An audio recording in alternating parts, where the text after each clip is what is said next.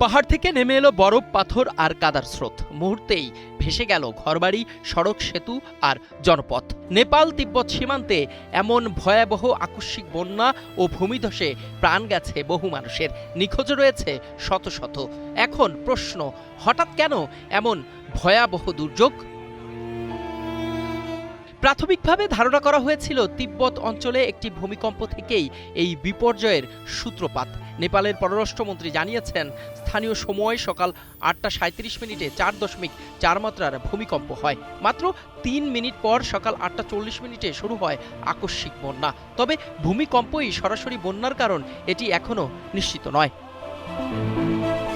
এদিকে স্যাটেলাইট বিশ্লেষণ ও প্রাথমিক অনুসন্ধানে উঠে এসেছে আরও ভয়ঙ্কর একটি সম্ভাবনা। হিমবাহ ও বরফ পাথরের বিশাল অংশ ধসে পড়ে নদীর গতিপথে বাধা তৈরি করে থাকতে পারে বলেও ধারণা করছে। পরে সেই বাধা ভেঙে বিপুল পরিমাণের পানি, বরফ, পাথর ও পলিমাটি একসঙ্গে নেমে আসে, যা থেকে সৃষ্টি হয়েছে বন্যা।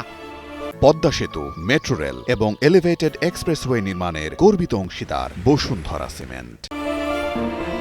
এ ঘটনায় সবচেয়ে বেশি ক্ষতিগ্রস্ত হয়েছে নেপালের রাসুয়া এলাকা।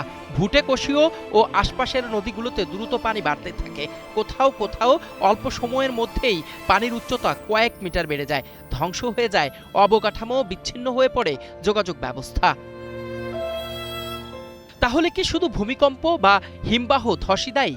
বিশেষজ্ঞরা বলছেন, হিমালয় অঞ্চলে দ্রুত উষ্ণতা বৃদ্ধি ও বরফ গলার প্রবণতাও ঝুঁকি বাড়াচ্ছে। জলবায়ু পরিবর্তনের কারণে হিমবাহ ও বরফের স্থিতিশীলতা কমে গেলে এমন আকস্মিক ধস ও বন্যার তৈরি হয়েছে। তবে এবারের ঘটনায় সুনির্দিষ্ট ট্রিগার নির্ধারণ আরও বৈজ্ঞানিক অনুসন্ধানের প্রয়োজন।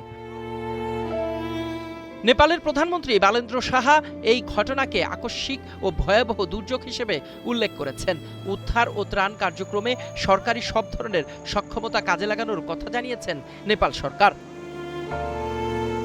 একটি ভূমিকম্প নাকি হিমবাহের ধস, কোনটি ছিল এই ভয়াবহ বন্যার মূল ট্রিগার, তার উত্তর এখনো পুরোপুরি মেলেনি। তবে হিমালয়ের বদলে যাওয়া প্রকৃতি আর জলবায়ুর ক্রমবর্ধমান ঝুঁকি নতুন করে মনে করিয়ে দিচ্ছে, পাহাড়ি অঞ্চলে এমন দুর্যোগের প্রস্তুতি ও আগাম সতর্ক এখন আগের চেয়ে আরও জরুরি। ইখলাসুর রহমান, কালের কণ্ঠ, ইন্টারন্যাশনাল ডেস্ক।